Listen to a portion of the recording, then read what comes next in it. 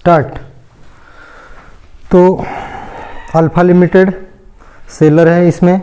Problem number 24 BCom 5th sem RTMNU financial account Payal Prakashan का book है और चैप्टर चल रहा है अपना absorption of company. Problem number 24। Alpha कौन है? सेलर और परचेसर है डेल्टा।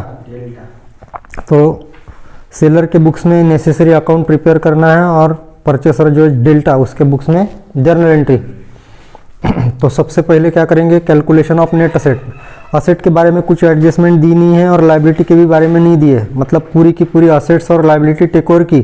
सिर्फ इतना बोल रहा है वो कि क्रेडिटर जो है उसके लिए डिस्चार्ज के लिए पेमेंट कर रही है पीसी में, इसलिए क्रेडिटर एक्सटर्नल लाइबिलिटी में नहीं लेना है ना।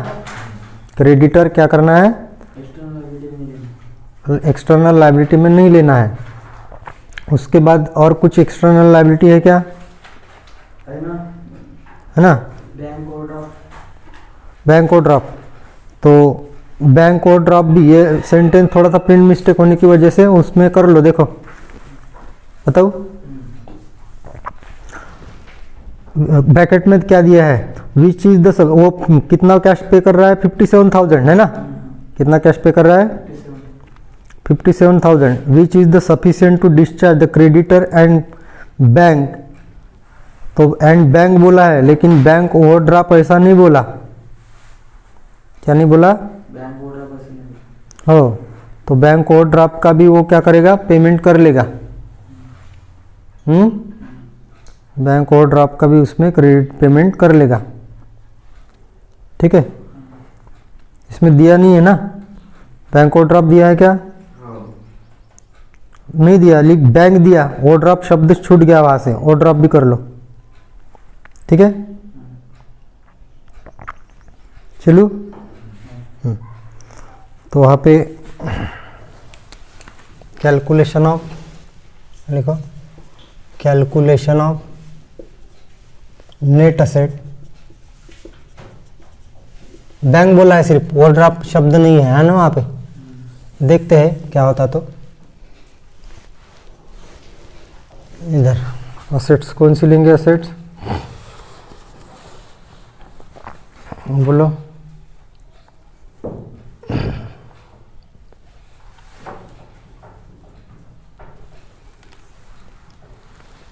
असेट्स में है लैंड एंड बिल्डिंग, है ना। लैंड एंड बिल्डिंग कितना amount? 1 lakh. Next plant and machinery. Plant and machinery कितना amount? 40,000। Next stock in trade. Stock in trade कितना है? Stock in trade 15,000। Next sundry debtor. Sundry debtors कितना? 20,000। Next profit and loss. तो ये fictitious asset है, इसको नहीं लेंगे, है ना। फिक्टिशियस असेट को लिया नहीं जाता है। उसके बाद ये तो इधर अपन क्या करेंगे? डायरेक्ट नेट असेट को फाइंड आउट करेंगे क्योंकि लायबिलिटी एक्सेप्ट नहीं कर रहा है ना।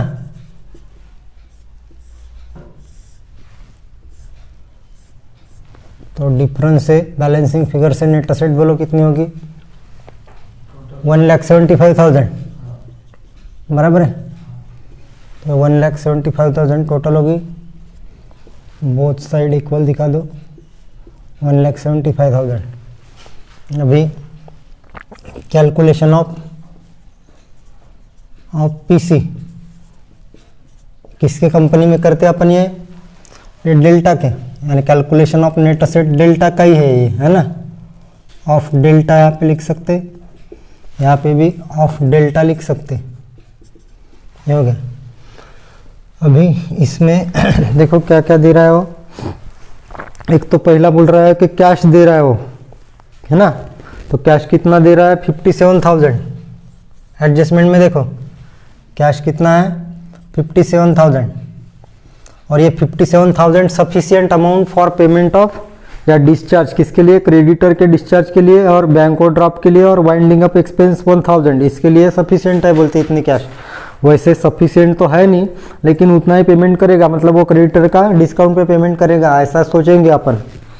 प्रॉब्लम सॉल्व करते वक्त बताऊंगा। वैसे सफिशिएंट बोला है, लेकिन सफिशिएंट अमाउंट है क्या, है ना।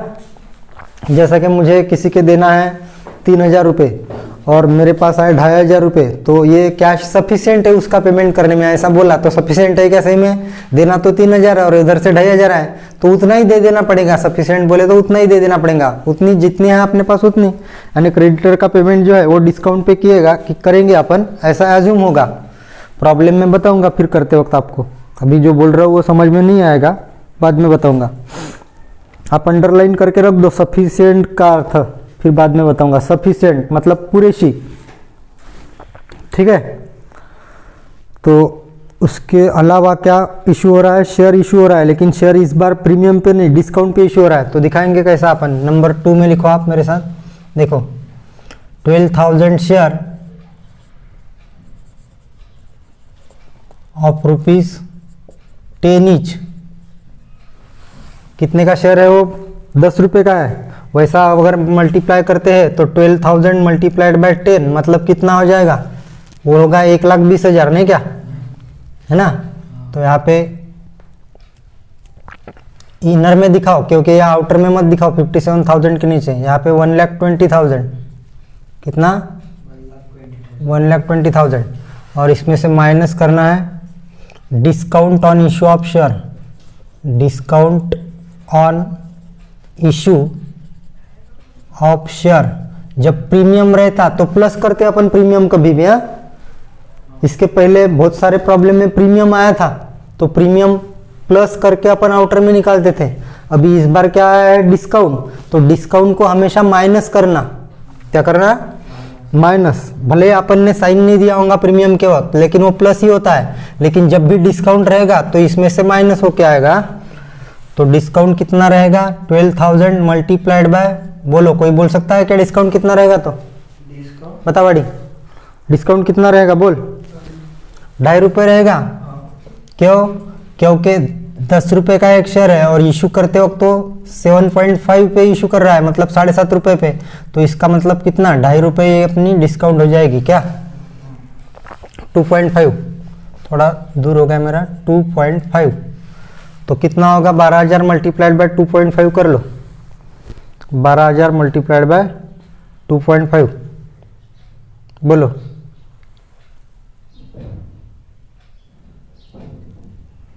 $30,000 होगा क्या? करो जल्दी। 12,000 मल्टीप्लाइड बाय 2.5, ठीक है, 30,000। तो ये 1,20,000 में से माइनस 30,000 होगा, तो बाहर कितना जाएगा आउटर में? आउटर में जाएगा आपका 90,000, नहीं क्या। तो इस वजह से टोटल पीसी कितना होगा? अभी टोटल पीसी होगा 1,47,000, सही है। तो अब पीसी कम है, तो यहाँ पे सेंटेंस लिखेंगे अपन कि total PC is less than net asset. Therefore लिखना मत, साइन देना ऐसा देयरफॉर का। देयरफॉर क्या करेंगे? Net asset minus PC. तो क्या होगा net asset minus PC? Capital reserve होगा, है ना। Therefore capital reserve is equal to net asset minus PC. और पीसी अगर ज़्यादा है तो if PC is more than net asset तो क्या क्रिएट होता है? गुडविल। तो गुडविल का फॉर्मूला कैसा होता है? PC minus net asset. लेकिन अभी पीसी कम होने की वजह से कैपिटल रिजर्व होगा और फार्मूला रहेगा net asset minus PC. PC बोले तो परचेस कंसिडरेशन। तो यहाँ पे हो जाएगा 1,75,000 minus 1,75,000 minus 1,47,000 is equal to, बोलो करो माइनस जल्दी, 28,000, 28,000। तो अपनी वर्किंग नोट कंप्लीट होती है यहाँ पे, ठीक है। अब बनाएंगे अपन अकाउंट, ठीक है।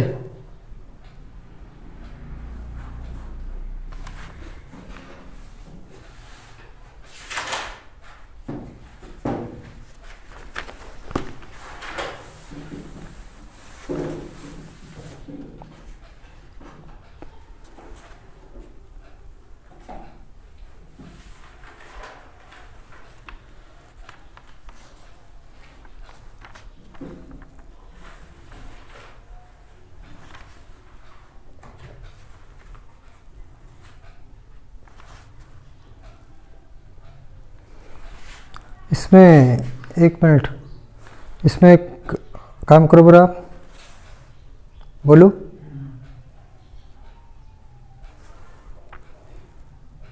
यहाँ पे थोड़ी गड़बड़ है, बताओ क्या?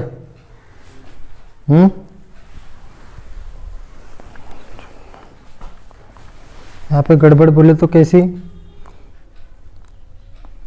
ये जो है ना, इसमें जो दिखाया है क्रेडिटर का 40,000 अमाउंट दिखाया है, हाँ, और बैंक ओवरड्राफ्ट का 16,000 दिखाया है। और यहाँ पे रहने देंगे क्या, वैसे ही कुछ फर्क नहीं पड़ता, क्योंकि यहाँ पे बुक्स में थोड़ी मिस्टेक है। देखो आपको समझाता हूँ। 40,000 क्रेडिटर, बैंक ओवरड्राफ्ट कितना है 16,000 है ना। तो इधर पेमेंट करते वक्त उन्होंने मालूम क्या है, इधर क्रेडिटर का 16,000 दिखाया, 30,000 और ये 26,000 दिखाया। यहाँ पे 30 और 26 दिखाया है आंसर में। तो कुछ फर्क नहीं पड़ता, एज इट इज अपन जैसा है वैसा करेंगे यार। और सफिशिएंट है उसके लिए ये भी शब्द बरोबर है। सफिशिएंट मतलब पुरेशी, सफिशिएंट बोले तो पुरेशी। तो जैसा है वैसा ही करेंगे, अपने को कुछ फर्क नहीं पड़ता। उन्होंने आंसर में पलटा दिए, रकम को पलटा भी नहीं दिया, अलग अलग किया। यहाँ पे 40,000 है ना, तो 30,000 किया और बैंक ओवरड्राफ्ट को 26 किया। अब देखो यहाँ पे कैसा है, क्रेडिटर का कितना अमाउंट 40,000 और बैंक ओडी का कितना है, बैंक ओडी का 16,000। ऐसा क्या कहाँ पे है, क्वेश्चन में है, क्वेश्चन में ऐसा है। फिर आंसर में पेमेंट जब किया इसका, आंसर में क्या किया, पेमेंट जब आंसर में किया तो क्रेडिटर का पेमेंट 30,000 दिखाया है और बैंक ओडी जो है, बैंक ओडी वो दिखाया है 26,000। तो आप मुझे बताओ ये वाला कितना होगा, 56,000, और यहाँ पे भी कितना होगा 56,000। समझ गए? वो सफिशिएंट का अर्थ फिर से बताता हूँ। जैसा बोला है उन्होंने सफिशिएंट, वो वर्ड सही है, मुझे लगा कि सही नहीं है लेकिन सही है वो वर्ड। कैसा देखो, इधर से कैश कितनी आई है ना, ये बोलो या वो बोलो, है ना।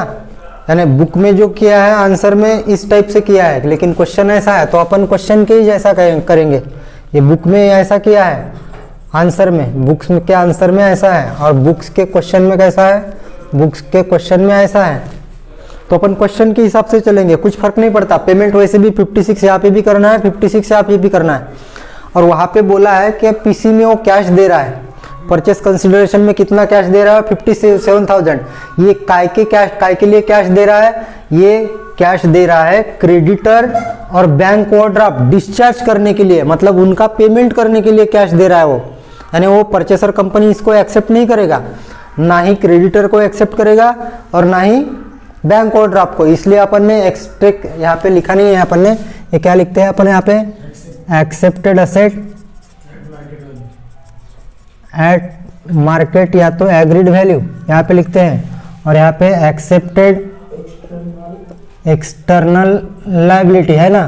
तो एक्सेप्टेड एक्सटर्नल लायबिलिटी में लिए क्या अपन ने लायबिलिटी, ना ही क्रेडिटर लिया ना ही बैंक ओवरड्राफ्ट लिया, दो आउटर लायबिलिटी थी। आउटर बोले तो एक्सटर्नल, बाहर का देता, तो दोनों नहीं ली। क्यों नहीं ली, क्योंकि इसने परचेस कंसिडरेशन में बोला है कि वो कैश पे कर रहा है, परचेसर कंपनी उनके लिए क्या कर रही है, कैश पे कर रही है।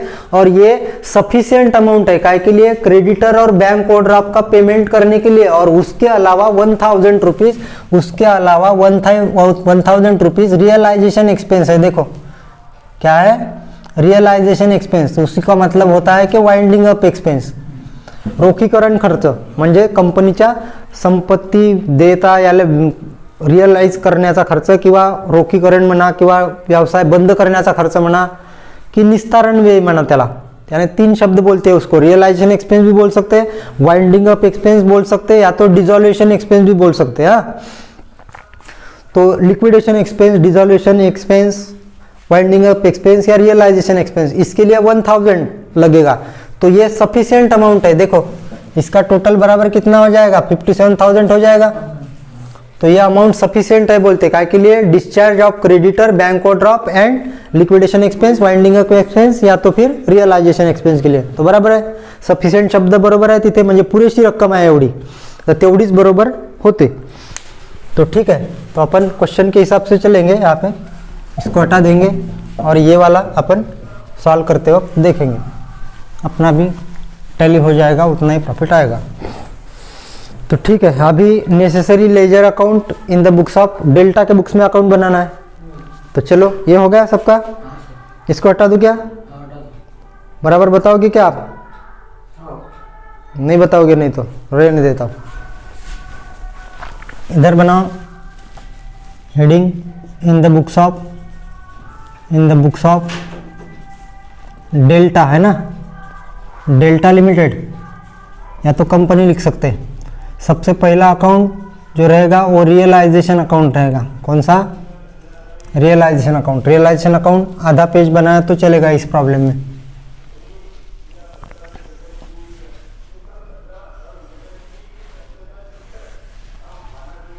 उस दिन वीडियो में बहुत ही ब्राइटनेस आ गया था. आज देखो बरा, ये लाइन दिख रही क्या? ये वाली ऐसी लाइन दिख रही क्या? हाँ, लाइन दिख रही? थोड़ा नज़दीक आके देखो, लाइन दिख रही क्या? मैं भी देख लेता हूँ थोड़ा. ज़्यादा ही थोड़ा सा उजाला हो गया इस तरफ, नहीं क्या? थोड़ा सा इंक डाल देता हूँ इसमें ताकि डार्क दिखे.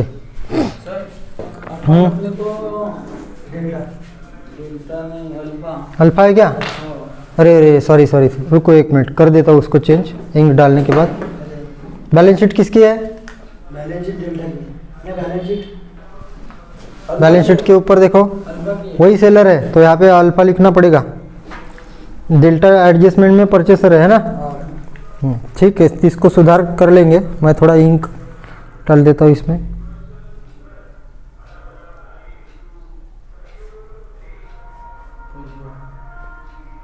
क्लियरिटी थोड़ा चेंज करेंगे क्या वीडिओ की? पाशीन तिथे लाईन दिसते का? तर मी आता लाईन ड्रॉ करतो. इंक टाकल्यानंतर अगर लाइन अच्छी दिख रही होंगी तो फिर ऐसा ही रहने देंगे. हाँ चलो, हो गया इतना सफिशिएंट है. इंक भी इतनी नहीं क्या? सफिशिएंट शब्द आया ना.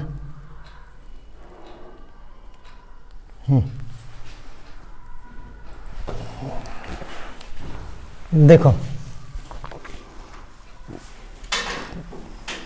बराबर लाइन दिख रही क्या? हाँ ठीक है, दिख रही लाइन. ठीक है, तो उसके बाद रियलाइजेशन अकाउंट में पर्टिकुलर अमाउंट, इधर भी पर्टिकुलर और अमाउंट. रियलाइजेशन अकाउंट हो गया. आप आधा पेज का बनाओ. हाँ, उसके बाद सेकंड अकाउंट बनाता हूँ, शेयर होल्डर अकाउंट. डिबेंचर तो है नहीं इसमें, है ना, या डिबेंचर होल्डर अकाउंट बनाना पड़ता अगर कुछ डिबेंचर इशू किए रहते तो, लेकिन है नहीं. तो दूसरा कौन सा अकाउंट बनाएंगे? Share holder account. Share holder account apostrophe s दे सकते होल्डर को. हाँ, ये 4 एक लाइन का बना लो. शेयर होल्डर अकाउंट में भी particular amount. Next credit side में भी पर्टिकुलर अमाउंट. उसके बाद बनाना है अपने को, जिसको अपन बिजनेस होल्ड कर रहे हैं उस कंपनी में केपीसी में क्या आने वाला है? एक तो कैश आने वाला है और एक तो शेयर आने वाले हैं. तो अपन कैश अकाउंट ऐसा ओरली हिसाब करेंगे कैश का. हाँ, कैश का हिसाब ओरली करेंगे, बताता हूँ मैं कैश का. हाँ, और उसके बाद अपन पेमेंट किसका कर, सॉरी वो पेमेंट, और पेमेंट में क्या कर रहा है? शेयर कर रहा है, इशू है ना. तो शेयर अकाउंट बनाएंगे और लास्ट में और डिस्काउंट पे शेयर इशू कर रहा है ना, तो इसमें नहीं रहता वो परचेसर के बुक में discount on issue of share दिखाता है वो. इसमें discount on issue of share separate नहीं दिखाता. इसमें सिर्फ अपन क्या करेंगे? शेयर ऑफ शेयर ऑफ, क्या है परचेसर कंपनी में, यहाँ पे डेल्टा है, हटा देता हूँ और अल्फा करता हूँ, है ना, अल्फा है, शेयर ऑफ डेल्टा करेंगे इधर, है ना, डेल्टा लिमिटेड अकाउंट, क्या हो गया, शेयर ऑफ डेल्टा, नहीं और एक बनने वाला है इसके बाद, डेल्टा कंपनी, हाँ ये एक लाइन एंट्री इधर और एक एंट्री उधर, बस यानी टोटल के लिए और एक लगेगी, मतलब 2 लाइन का बनाया तो भी चलेगा, ये share of delta only 2 line का बनाया तो भी चलेगा, एक एंट्री इधर एक एंट्री उधर होने वाली है और टोटल टैली हो जाएगी, टोटल के लिए एक, यहाँ पे भी पर्टिकुलर अमाउंट और इधर भी पर्टिकुलर और अमाउंट, ठीक है। और लास्ट वाला अकाउंट रहेगा अपना जो कि परचेसर कंपनी का अकाउंट, मतलब डेल्टा,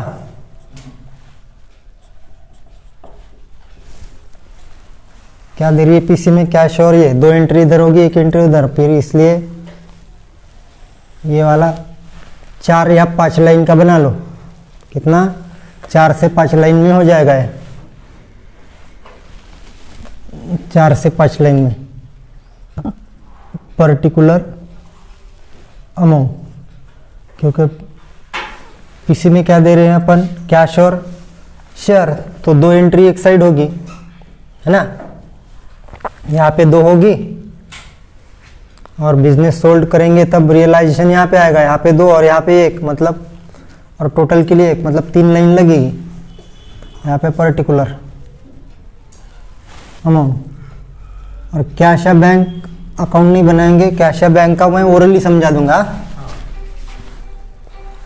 देखो इधर कैश बैंक ओरली समझाने के लिए ऐसा करता हूँ, आपने नहीं किया तो भी चलेगा, हाँ ये कैश ऑब्लिक बैंक करेंगे स्टार्ट। ठाकरे साहब स्टार्ट करेंगे क्या, चलो देखो, सबसे पहले अपन बैलेंस शीट में से असेट्स को ट्रांसफर करेंगे पूरे, कुछ रियलाइजेशन पे जाएगी, फिक्टिशियस असेट होगी तो शेयर होल्डर अकाउंट पे जाएगी, तो उसके लिए एंट्री कैसी होती है, बाय रियलाइजेशन अकाउंट डेबिट और टू असेट अकाउंट क्रेडिट। तो असेट में बोलो कौन सी असेट है, ये है लैंड एंड बिल्डिंग, टू यहाँ पे लिखेंगे लैंड एंड बिल्डिंग अकाउंट, लिखो to land and building account, कितना अमाउंट है 1 लाख, यहाँ से नहीं करना है, वर्किंग नोट में से नहीं करना है, ये क्वेश्चन में से करना है। कहाँ से करना है, सेलर के बुक्स में कभी भी एंट्री करते वक्त बैलेंस शीट से देखना है, क्वेश्चन में से देखना है ना। अब सेम बुक वैल्यू पे लिए करके मैं यहाँ से देख रहा हूँ, नहीं तो आप बोलोगे यहाँ से देखना पड़ता है, परचेसर के वक्त यहाँ से देखना पड़ता है। उसके बाद है to plant and machinery account, क्या है to plant and machinery account 40,000 40,000। Next to stock in trade account, to stock in trade account 15,000।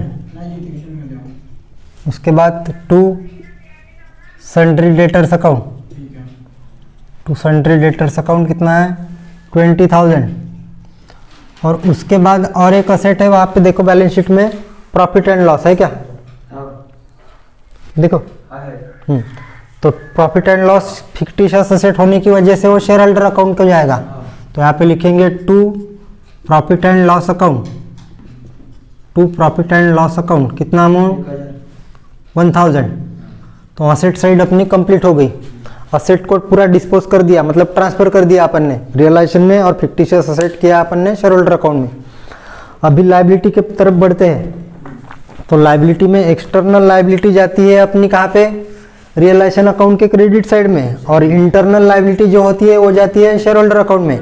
और डिबेंचर अगर इशू कर रही है नई कंपनी अपने डिबेंचर के लिए, तो डिबेंचर होल्डर अकाउंट को ट्रांसफर होते हैं। अगर डिबेंचर इशू नहीं कर रही है, डिबेंचर के लिए कुछ पेमेंट नहीं कर रही है नई कंपनी, तो डिबेंचर को भी एक्सटर्नल लायबिलिटी समझ के अपन यहाँ पे ट्रांसफर करते हैं। लेकिन इस प्रॉब्लम में तो ये बात है कि यहाँ पे डिबेंचर है ही नहीं, इसलिए सोचना ही गलत है। तो चलो दो ही है अपने पास, कुछ एक्सटर्नल है लायबिलिटी और कुछ इंटरनल। तो एक्सटर्नल लायबिलिटी को कहाँ भेजते हैं, रियलाइजेशन अकाउंट पे, तो वो एक्सटर्नल लायबिलिटी अकाउंट डेबिट और रियलाइजेशन अकाउंट क्रेडिट ऐसी एंट्री होती है। तो यहाँ पे लिखेंगे बाय क्रेडिटर अकाउंट, या सन्ड्री क्रेडिटर है, देखो bye sundry creditor account. Sundry बोले तो विविध, अनेक, एक नहीं रहता ना क्रेडिटर, बहुत सारे रहते हैं, इसलिए सेंट्री लगाते हैं। और नहीं भी लगाया तो क्रेडिटर्स है ही, है ना। कितना अमाउंट बोलो? 40,000। अपन क्वेश्चन जैसा ही करेंगे। हाँ, उन्होंने आंसर में थोड़ा चेंज कर लिया है। उसके बाद by bank overdraft account, by bank overdraft account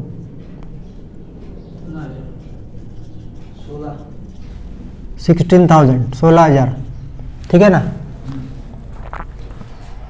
bank overdraft का मतलब समझा था ना आपको? Excess amount withdrawn from bank, यानी अपने 5,000 है तो भी बैंक से अगर 6,000 विड्रॉ होते हैं तो 1,000 अपने पे ओवरड्राफ्ट हो जाता है ना। तो ये हो गया। अभी इंटरनल लायबिलिटी को ट्रांसफर कहाँ पे करेंगे अपन? शेयर होल्डर अकाउंट के क्रेडिट में। तो देखो लायबिलिटी साइड में पढ़ो अब बाकी की बची वाली, तो वहाँ पे होगा बाय शेयर कैपिटल अकाउंट। कितना है share capital? 1,20,000। By share capital account 1,20,000। गलत मत बताना, सही बताना। 1,20,000। इसके अलावा क्या है? और इसके अलावा पेड का बस एक ही है? एक ही है। वो पूरा सेंटेंस नहीं लिखना पड़ता, शेयर कैपिटल लिखना पड़ता बस। हाँ, कितने शेयर है, नंबर ऑफ शेयर और कितने रुपए का है, पेड अप है, इशूड है, वो सेंटेंस रहता, वो नहीं लिखना, सिर्फ शेयर कैपिटल लिखना। हो गया? तो बैलेंस शीट डिस्पोज हो गई अपनी। उसके बाद क्या करता है अपन? बिजनेस सोल्ड की एंट्री। तो बिजनेस सोल्ड कैसा करते हैं? जो परचेस कर रहा है उसका अकाउंट डेबिट करते हैं, ये परचेसर है डेल्टा, इसका अकाउंट डेबिट, और बिजनेस अपना रियलाइजेशन पे है तो ये अकाउंट क्रेडिट। इसलिए यहाँ पे एंट्री करेंगे रियलाइजेशन के नाम से, और यहाँ पे करेंगे टू रियलाइजेशन अकाउंट, क्योंकि डेल्टा लिमिटेड अकाउंट डेबिट और रियलाइजेशन अकाउंट क्रेडिट, इसलिए डेल्टा के डेबिट में टू रियलाइजेशन अकाउंट। और ये वाली एंट्री करते हैं अपन पीसी के अमाउंट से। तो पीसी है अपना 1,47,000। हमेशा सोल्ड की एंट्री पीसी के अमाउंट से होगी, 1,47,000। ये सोल्ड की करता है और वो परचेस की करता है बिजनेस, है ना, परचेसर। तो ये सोल्ड की कर रही है अपन ने रियलाइजेशन, और रियलाइजेशन के क्रेडिट में करेंगे बाय, किसको बेच रहे हैं बिजनेस? डेल्टा को। तो यहाँ पे by delta limited account, same amount 1,47,000। Business sold की एंट्री करते बराबर अपने को क्या होगा? पीसी रिसीव्ड होगा। तो पीसी में क्या रिसीव्ड हो रहा है? एक तो कैश रिसीव्ड हो रही है और शेयर रिसीव्ड हो रहे हैं, है ना। तो सेलर जो है, सेलर डायरेक्ट ये सब नहीं दिखाता, डायरेक्ट 90,000 अमाउंट से एंट्री करता है, और परचेसर दोनों दिखाता है, शेयर कैपिटल भी और शेयर प्रीमियम भी और डिस्काउंट भी। तो यहाँ पे प्रीमियम नहीं है, इस बार डिस्काउंट है, तो ये सेपरेट सेपरेट दिखाएगा परचेसर। लेकिन यहाँ पे सेलर सिर्फ 90,000 की एंट्री करता है, ये सब नहीं दिखाता इनर का। लक्षात ठेवा, सेलर कधी शेअर कॅपिटल वेगळं आणि शेअर प्रीमियम वेगळं नाही दाखवत, तो दाखवते परचेसर. तसंच शेअर कॅपिटल आणि शेअर इश्यू करताना झालेले discount on issue of share हेही परचेसर दाखवते, सेलर नाही दाखवत.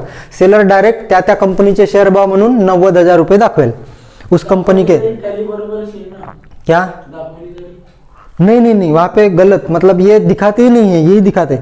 उस कंपनी को सेलर को कुछ मतलब नहीं रहता है ये इससे, क्योंकि बैलेंस शीट नहीं बनती ना सेलर की. कहाँ बैलेंस शीट बनेगी? अभी जिसकी बैलेंस शीट बनेगी उसमें दिखाएगा वो शेयर कैपिटल और शेयर प्रीमियम, या तो discount on issue of share रहा तो discount on issue of share asset पे रहता है वहाँ पे, और प्रीमियम लायबिलिटी में रहता है तो वो परचेसर दिखाता है, ये नहीं दिखाता. ये सिर्फ 90,000 की अमाउंट दिखाता है डायरेक्ट वाली, ठीक है, क्योंकि इसको मतलब नहीं रहता उसको प्रीमियम है या डिस्काउंट है, इसके नेट अमाउंट से मतलब रहता है, और नेट अमाउंट यहाँ पे रहती है बाहर में, वही लिखता है.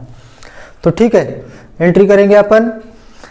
तो bye cash oblique bank account debit होगा, तो ये मैंने अकाउंट आपको बनाने के लिए बोला है ना. तो यहाँ पे 57,000 हुआ रहता डेबिट, और उसके बाद क्या डेबिट होगा? शेयर मिल रहे हैं तो share of delta limited account debit होगा. ये दोनों डेबिट होंगे, और कौन दे रहा है? देने वाले का अकाउंट क्रेडिट द गिवर, तो परचेसर दे रहा है तो इसका अकाउंट क्रेडिट. तो यहाँ पे अपन ने कैश में लिखा समझने के लिए, आपके यहाँ पे ये लिखेंगे और वहाँ पे दोनों नाम लिखेंगे. तो यहाँ पे लिखते हैं अपन to delta limited account, to delta limited account. कितना? Direct net amount 90,000, direct net amount कितनी? 90,000. और यहाँ दिखाएंगे by cash oblique bank account. ये वाला समझे क्या मैं जो पहला लिख रहा हूँ? कैश ऑब्लिक बैंक, हाँ,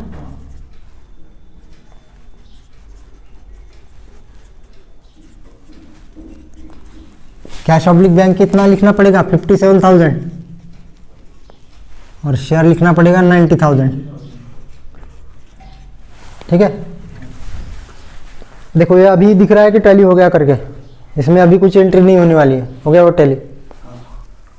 बोला था ना 4 लाइन का बना लो, 2 एंट्री इधर आएगी, 1 एंट्री इधर, और टोटल के लिए 1 3, तो भी 3 से 4 लाइन का बना लो बोला। तो हो गया, पीसी रिसीव्ड हो गया।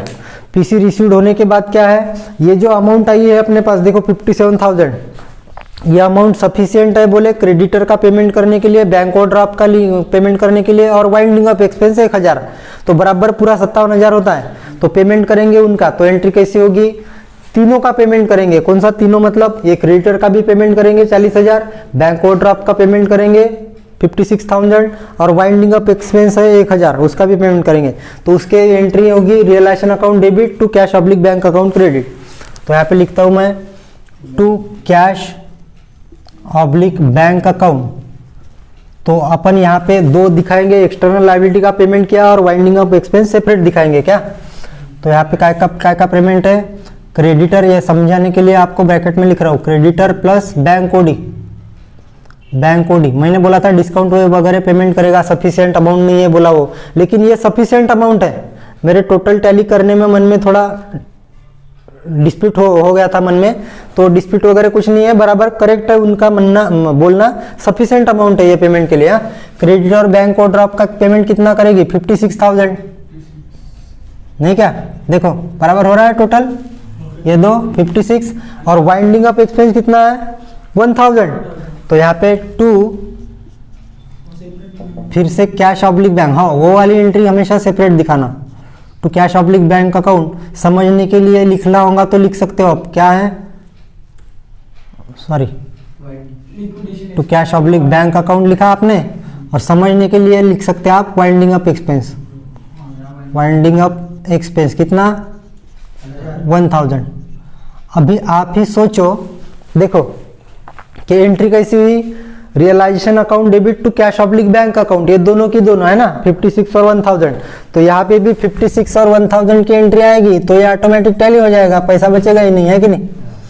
और कम पेमेंट करते और बचता पैसा, तो क्या करते हैं, बचा वाला पैसा अपन शेयर होल्डर को दे देते, मालिक लोगों को, लेकिन बचा क्या, कुछ भी नहीं बचा। तो कुछ भी नहीं बचा तो ये आप टैली हो गया बैंक, है ना। ये वैसे बनाया नहीं अपन ने, बनाया तो भी चलता, नहीं बनाया तो भी चलता, वैसे कैश बनाते नहीं है अपन।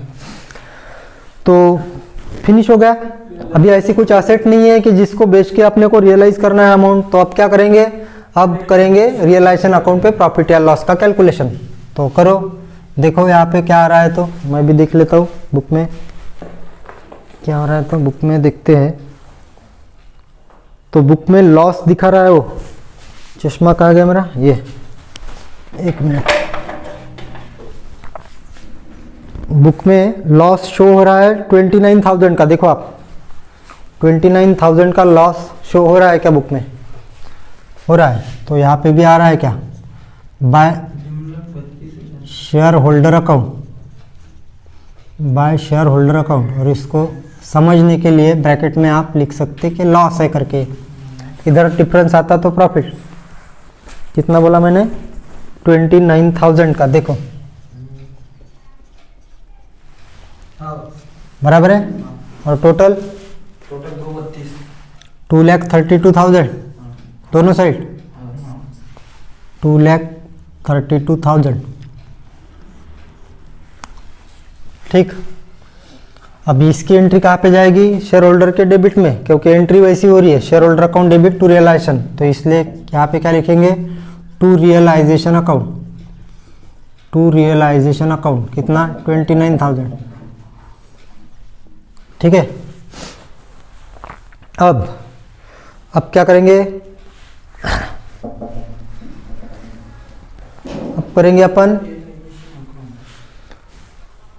ये जो शेयर आए हैं डेल्टा कंपनी से, ये शेयर क्या करेंगे, शेयर होल्डर को दे देंगे। सबसे लास्ट वाली एंट्री रहती है ना, शेयर होल्डर को शेयर देना है, और बचे रहते कुछ कैश, तो कैश भी दी रहती, यानी एंट्री हुई रहती, अगर कैश बची रहती तो शेयर होल्डर अकाउंट डेबिट, और to share of delta limited account credit, और to cash oblique bank account credit. लेकिन पैसा बचा ही नहीं, क्योंकि उधर से जो अमाउंट आई 57,000 वो सफिशिएंट थी, काय के लिए, क्रेडिटर बैंक ओवरड्राफ्ट और वाइंडिंग अप एक्सपेंस का पेमेंट करने के लिए सफिशिएंट थी अमाउंट वाली, पुरेशी होती तेवढी रक्कम, म्हणून काही वाचली नाही, नहीं क्या, बची नहीं कुछ। तो सिर्फ अभी शेयर जो आया है डेल्टा कंपनी से वो इनको दे देना है। देखो एंट्री कैसी होगी, share holder account debit to share of Delta company limited account credit, इसलिए यहाँ पे क्या लिखेंगे, to share of Delta company limited account, to share of Delta company limited लिखो या ओनली लिमिटेड लिखो चलेगा। कितना देना है, 90,000, पूरा का पूरा ही दे देना है उनको, है ना। यहाँ पे लिखेंगे बाय शेयर होल्डर अकाउंट, कितना, पूरा 90,000 हो गया, पूरा काम फिनिश हो गया। और मैंने क्या बोला था कि अपना शेयर होल्डर अकाउंट अगर टैली होता है, सेलर के बुक में जब अकाउंट बनाते हैं तो अपना पूरा प्रॉब्लम सही है, अगर ये टैली नहीं हुआ तो अपना प्रॉब्लम रॉन्ग है। तो पूरा प्रॉब्लम सही है, इसका मतलब ये टैली होता है। तो देखते हैं अभी।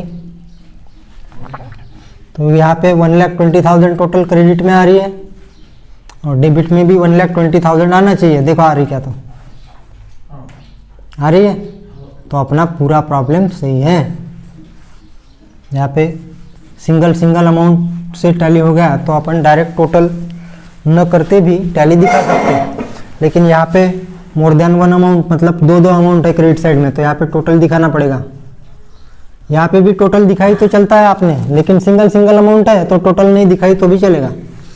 1,47,000 यहाँ पे भी और 1,47,000 यहाँ पे भी, वो तो जब भी टैली हो गया था ये, है ना। तो ये अपने अकाउंट फिनिश हो गए।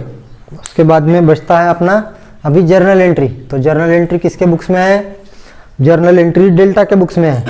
इतना हो गया होगा तो हटा देता हूँ, ये होने के बाद बताना। हो गया ये, हटा दो इसको। अब क्या करेंगे, जर्नल एंट्री, नहीं तो इसको हटा देता हूँ।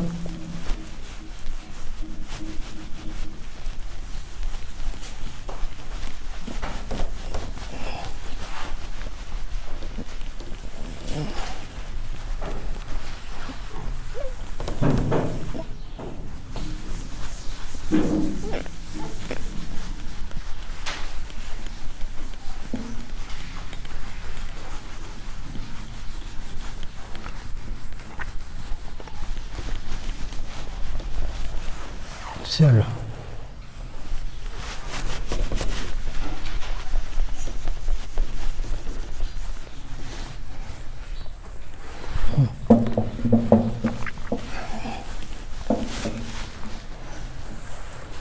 लिखो, हेडिंग में लिखो जर्नल एंट्री, हेडिंग में जर्नल एंट्रीज किसके बुक्स में, in the books of delta limited.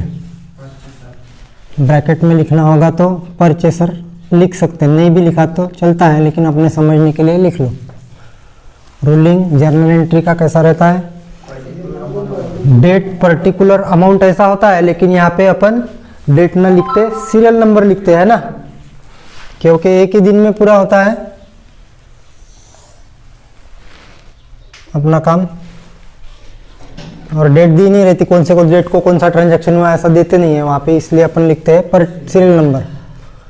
तो सीरियल नंबर SR नंबर लिखो शॉर्टकट में। नेक्स्ट है यहाँ पे पर्टिकुलर, यानी तफसीली या विवरण बोलते पर्टिकुलर को, क्या बोलते हैं, और इधर होता है अमाउंट, तो ये अपने डेबिट का कॉलम है अमाउंट का, और राइट हैंड कॉलम जो होता है वो क्रेडिट अमाउंट के लिए होता है ना।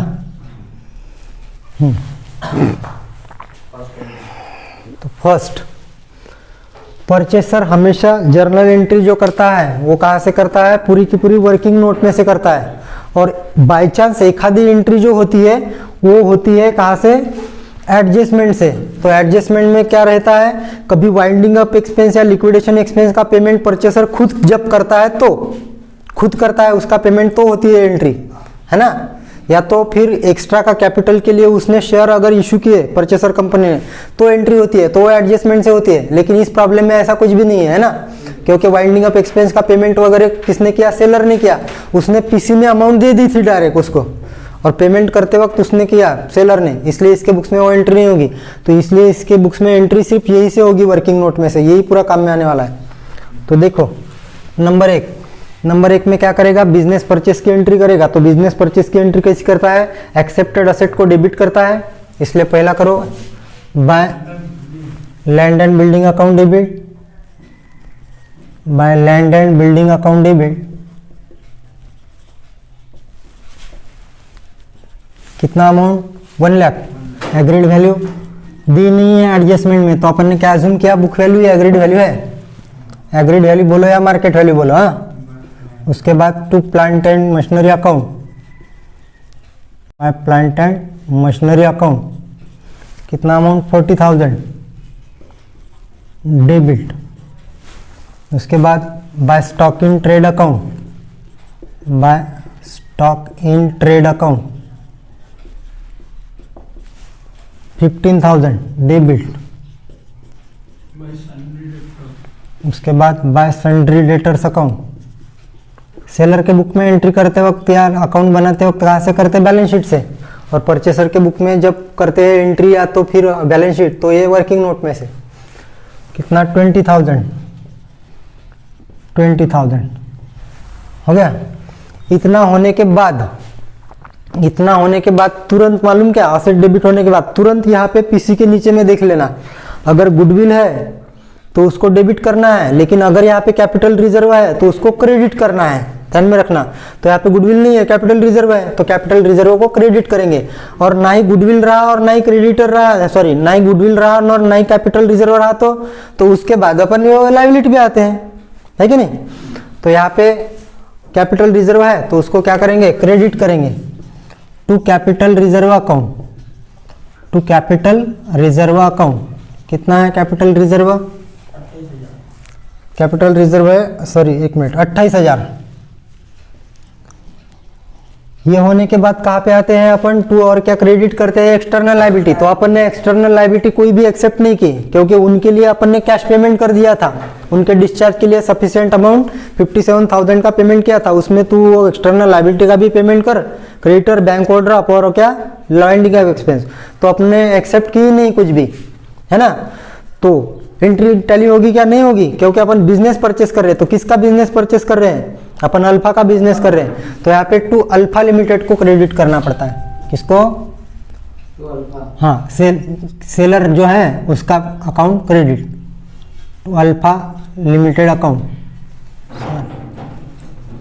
To Alpha Limited account, company limited बोल सकते हो आप। हाँ, तो ये वाली एंट्री किस अमाउंट से होती है, पीसी के कितने में परचेस किया अपन ने, बिजनेस किया 1,47,000 में।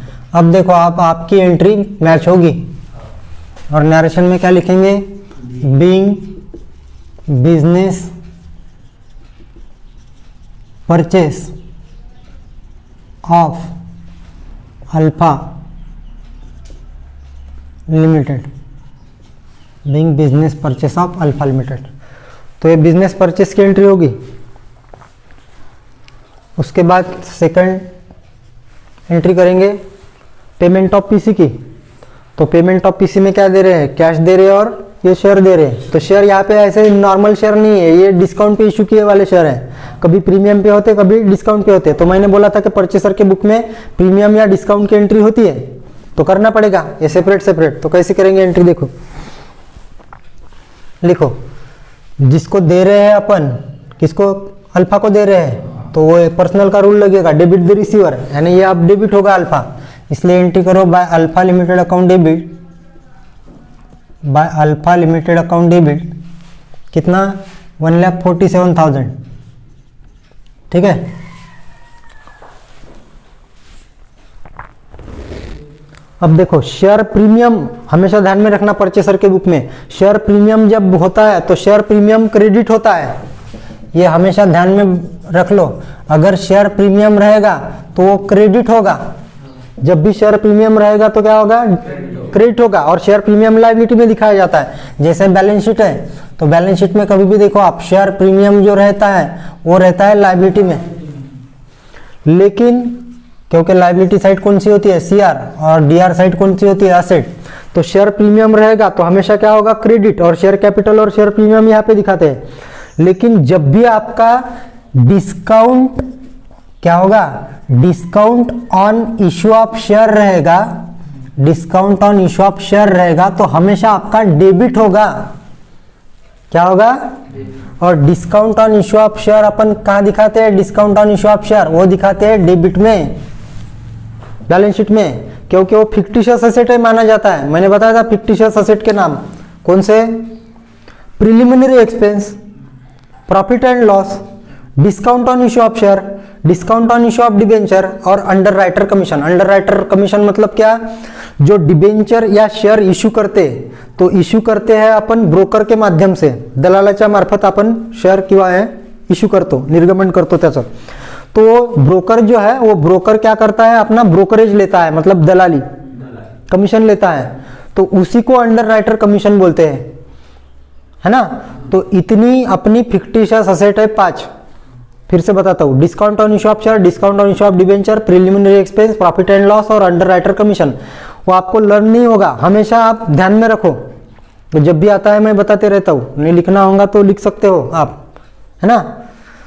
वैसे अपने लिखने की जरूरत नहीं, क्योंकि अपन ने नोट जो है उसमें है ही। फिर से एक बार आपको एंडिंग में आपको चैप्टर का रिवीजन कर दूंगा ये वाले, और टिक कर दूंगा वहाँ पे कहाँ पे है तो वो फिक्टिशियस असेट। तो फिक्टिशियस असेट में आता है ये, तो इसलिए कभी भी discount on issue of share रहेगा तो क्या रहेगा? डेबिट रहेगा, समझ में आए? और शेयर प्रीमियम रहेगा तो क्रेडिट रहेगा। तो अभी जो अपन पीसी में दे रहे हैं, तो यहाँ पे डिस्काउंट आया है कि प्रीमियम आया है? डिस्काउंट आया है। डिस्काउंट आया तो क्या होगा? डेबिट होगा। और नहीं आया रहता तो फिर तो सवाल ही नहीं पैदा होता, जो दे रहे हैं उसको क्रेडिट करना है ना। लेकिन यहाँ पे प्रीमियम है तो क्या करेंगे? क्रेडिट, और डिस्काउंट है तो डेबिट। तो यहाँ पे डेबिट कर लेते हैं पहले। तो यहाँ पे लिखो bye discount on issue of share account कितना है? तो वो है 30,000। कितना है? 30,000। और to cash oblique bank account, to cash oblique bank account पैसा कितना दे रहे हैं अपन? 57,000। पैसा कितना? 57,000। और उसके बाद to share capital account, to share capital account. तो शेयर कैपिटल कौन सा दिखाएंगे? देखो ये दिखाएंगे 1,20,000। क्या? क्योंकि ये और ये दिखाता है परचेसर कभी भी। और सेलर कौन से अमाउंट से एंट्री करता है? डायरेक्ट ये वाले शेयर ऑफ दिस कंपनी, ये वाले अमाउंट से एंट्री करता है। और परचेसर शेयर कैपिटल दिखाता है, और शेयर प्रीमियम रहा तो प्रीमियम, और डिस्काउंट रहा तो डिस्काउंट, ऐसा दिखाता है। तो एंट्री करेंगे अपन 1,20,000 अमाउंट से, 1,20,000। ठीक है। और नरेशन में क्या लिखेंगे? नरेशन अपना सिंपल हमेशा जैसा, बीइंग पेमेंट ऑफ पीसी लिखो, बीइंग पेमेंट ऑफ पीसी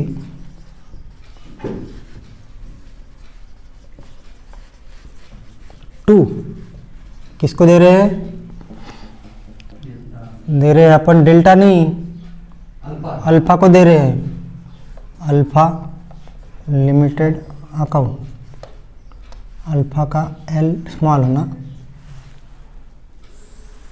ये हो गई अपनी एंट्री फिनिश, बस इसके अलावा कुछ भी नहीं है। क्योंकि वाइंडिंग अप एक्सपेंस का पेमेंट कर दिया था अपन ने पीसी में, अपन ने खुद ने नहीं किया वो पेमेंट, वो गया है सेलर के हाथ में, और सेलर ने उसका पेमेंट किया है, परचेसर ने नहीं किया पेमेंट। एंट्री फिनिश हो गई। तो समझ गया प्रॉब्लम? कुछ पूछना होगा तो पूछ सकते, विचारायचं आहे काही माड़ी? आपको पूछना है कुछ? तो इसी के साथ आज का अपना क्लास होता है finish. Tata bye bye. Video को थोड़ा बंद कर दो।